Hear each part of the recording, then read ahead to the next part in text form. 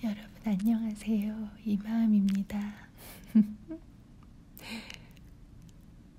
오늘 여러분과 이기주님의 말의 품격을 같이 읽을 건데요.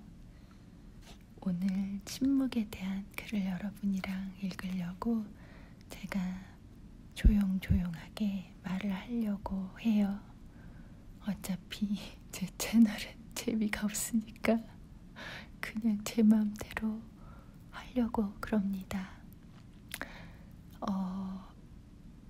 이기주님을 좋아하는 분들이 굉장히 많이 계시더라고요.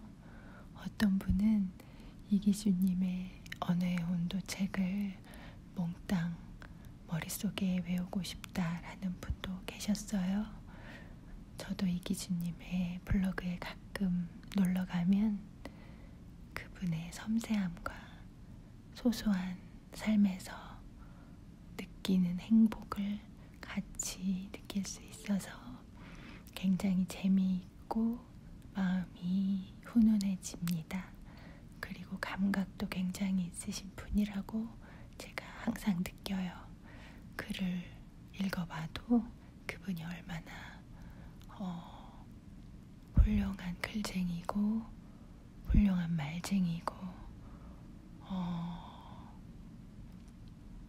거기에 가장 으뜸가는 훌륭한 예술가라는 생각이 정말 들 정도로 그 감각이 이렇게 전해집니다. 그래서 오늘 제가 여러분과 이기주님의 책에 나오는 말의 품격 중에서 침묵이라는 단락 안의 글을 여러분과 같이 읽어보려고 해요. 저랑 같이 조용히 읽어요. 나는 크리스티나가 상상한 것처럼 민주주의가 발전했으면 합니다. 우리는 아이들의 기대에 부응하는 나라를 만들기 위해 최선을 다해야 합니다. 2011년 1월 12일 총기 사건이 발생한 미국 애리조나주 남동부의 투산 지역에서 버락 오바마 대통령이 참석한 가운데 추모식이 열렸다. 이날 행사에서는 미국 대통령의 대중연설 역사상 가장 낯선 광경이 펼쳐졌다. 총기 사건의 희생자 중 한 명인 크리스티나의 이름을 언급하던 오바마 대통령이 갑자기 연설을 멈춰버린 것이다. 사람들이 수런거리기 시작했다. 뭐가 잘못된 거지? 연단에 놓인 프롬프터에 문제가 생긴 건가? 째깍째깍 시간은 더디게 흘렀다. 오바마는 말없이 호흡을 가다듬었다. 호흡과 호흡 사이에서 비통함과 안타까움이 뒤섞인 슬픔의 덩어리 같은 것이 밖으로 새어나오는 듯 했다. 오바마의 시선이 허공에 닿았다. 그는 닿을 수 없는 아득히 먼 공간을 쳐다보는 듯 했다. 오바마는 눈물을 참으려는 듯 두 눈을 연신 깜빡였다. 복받치는 슬픔을 억누르며 감정을 추스리느라 차마 말을 잇지 못했다.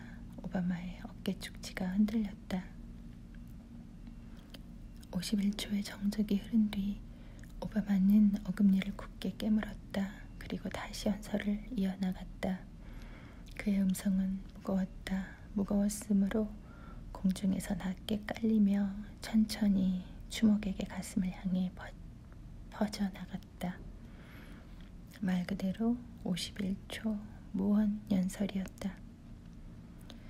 사람의 가슴으로 번져와 또렷하게 새겨지는 말은 쉽게 잊히지 않는 법이다. 이날 오바마 대통령의 연설 역시 미국 국민의 가슴에 진한 감동이 아로새겼다. 당시 미국 언론은 오바마 대통령이 보여준 이례적인 모습과 언사의 찬사를 아끼지 않았다. 뉴욕타임즈는 버락 오바마가 대통령이자 두 딸의 아버지로서 단호한 모습을 보여줬다. 대통령은 미국 국민과 말만 주고받는 게 아니라 마음을 나눴다. 오바마의 재임 기간 중 가장 극적인 순간이 될 것이다. 오바마라는 기사를 실었다. 오바마의 연설이 이렇듯 찬사를 받은 이유는 무엇일까?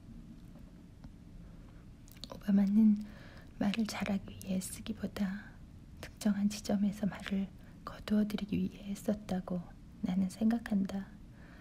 침묵의 가치와 하중을 충분히 알고 있었기에 가능한 일이다. 동서고금을 막론하고 침묵의 가치는 늘 칭송되어 왔다.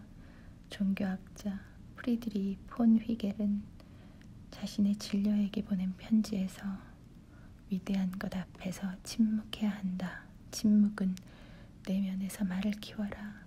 말로만 하는 토론은 왜곡만 가져다 줄 것이다 라고 말했고, 조선시대 문인화가 김유구는 말하지 않아도 뜻을 전할 수 있으니 침묵한다고 해서 무슨 문제가 있겠는가. 나 자신을 돌아보건대 침묵하면 세상에서 화를 면할 수 있음을 알겠다는 글을 남겼다. 한때 유럽을 호령했던 나폴레옹에게 침묵은 일종의 병기였다. 나폴레옹은 고향인 코르시카 지역 사투리가 입에 밴 인물이다. 대중연설에서 장군다운 위엄을 드러내는데 유리할 리 없었다. 단 나폴레옹은 침묵의 힘을 알고 있었다. 나폴레옹은 병사들 앞에서 연설하기 위해 연단에 오를 때마다 뜸을 들이는 버릇이 있었다고 한다. 연단에 올라서도 곧바로 말을 질러대지 않았다.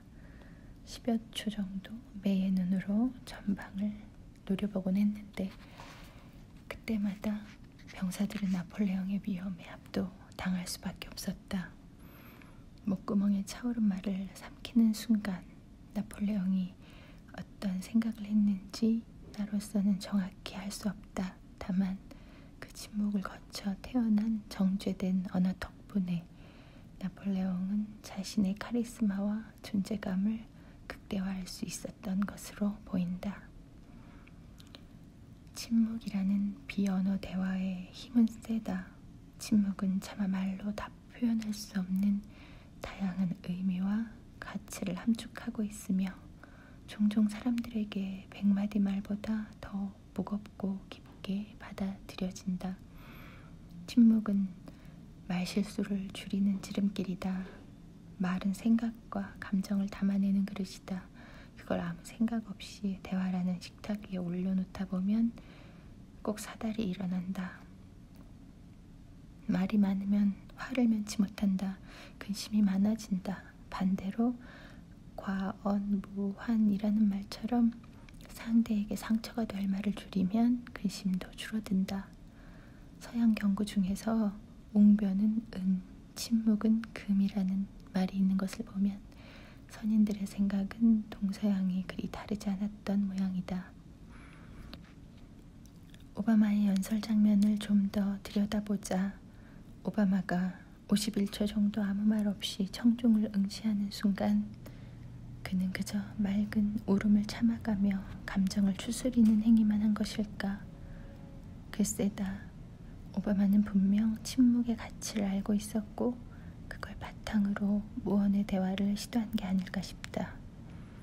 오바마 대통령은 연설 도중 입술을 다문 채 희생자 가족의 아픔을 자신도 처절하게 느끼고 있음을 표정과 눈빛으로 표현했다. 그의 감정의 밑바닥에 잠복해 있던 진심은 가슴을 열고 나와 침묵이라는 샛길로 들어섰다. 그리고 돌고 돌아 추목에게 마음이라는 도착지에 가닿았다. 휴가를 의미하는 영어 단어 바캉스는 텅 비어있다는 뜻의 라틴어 바카티오에서 유래했다. 바캉스는 무작정 노는 게 아니라 비워내는 일이며 진정한 쉼은 우리 어깨를 짓누르는 무언가로부터 자유로워지는 것이라는 뜻으로 풀이할 수 있다. 쉼이 필요한 것은 말도 마찬가지다. 사람들에게 그럴싸한 말을 쉴 새 없이 쏟아내는 게 대수가 아니다.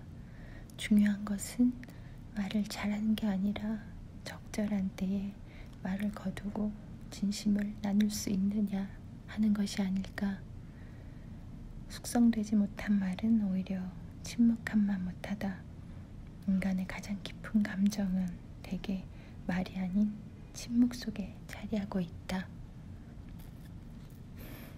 여러분, 오늘 제가 침묵에 대한 글을 읽었으니까 여러분에게 침묵과 함께 여러분의 감정과 여러분의 상황을 깊이 생각해보고 말에 대해서도 조심스럽게 다시 마음에 새겨보는 그런 시간을 가지셨으면 좋겠습니다.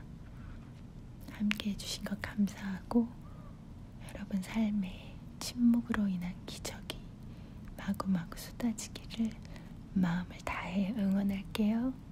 여러분 함께 해주셔서 감사합니다. 오늘 침묵의 맛을 한번 봐보시고요. 어떤 재미난 일이 일어났는지 한번 봐보세요. 감사합니다. 안녕히 계세요.